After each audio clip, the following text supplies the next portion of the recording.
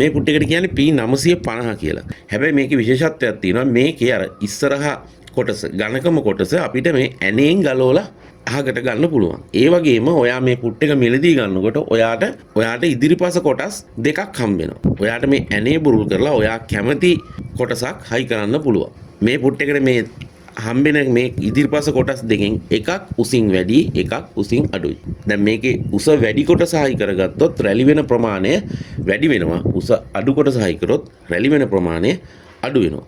ඒ කියන්නේ රැල්ලේ ප්‍රමාණය අඩු වෙනවා. ඒ වගේම මේ ඇණෙන් හයි කරන්න තියෙන කොටස ඔයා හයි කරනකොට හයි කරන්නේ ඉස්සරහා පැත්තට බර වෙලාද පිටිපස්ස පැත්තට බර වෙලාද කියන එක මතත් රැලිවල ස්වභාවය සහ ප්‍රමාණය වෙනස් වෙනවා. ඉතින් ඔයාට කැමති විදිහට මේ ඉදිරිපස කොටස ඉදිරියට හෝ පසුපසට ගෙනහිල්ලා රැලිවල ස්වභාවය වෙනස් කරන්න පුළුවන්. මේ පුට් එකේ තියෙන විශේෂත්වය තමයි ඒක.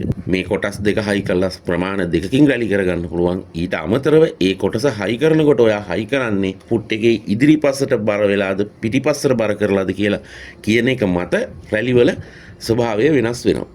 දැන් මම මේ පෙන්නන්න ඔයාට P950 කියන පුට් එක. මේකේ තමයි අර ඉස්සරහා කෑල්ල ගලවලා හයි කරන්න පුළුවන් එක. ඒකේ ඔන්න දැන් එක කෑල්ලක් දාලා මම ගැදර් කරා. දැන් ඊට පස්සේ ඔන්න දැන් ඉදිරිපස කොටස ගලවලා හයි කරන්න යන්නේ. මේකෙදි මේ කොටස් දෙක මාරු කරපුවාම පැහැදිලි වෙනසක් පේනවා රැලිවල ප්‍රමාණය සහ රැලිවල හැඩය. තවදුරටත් ඒක අපිට වෙනස් කරන්න පුළුවන්. මේ පුට් එකේ ඉදිරිපස කොටස ඇණයෙන් බුරුල් කරලා ඉස්සරහට සහ පස්සට ගන්න එකෙන් රැලිවල ප්‍රමාණය සහ රැලිවල ක්‍රමවත් බව වෙනස් කරන්න පුළුවන්.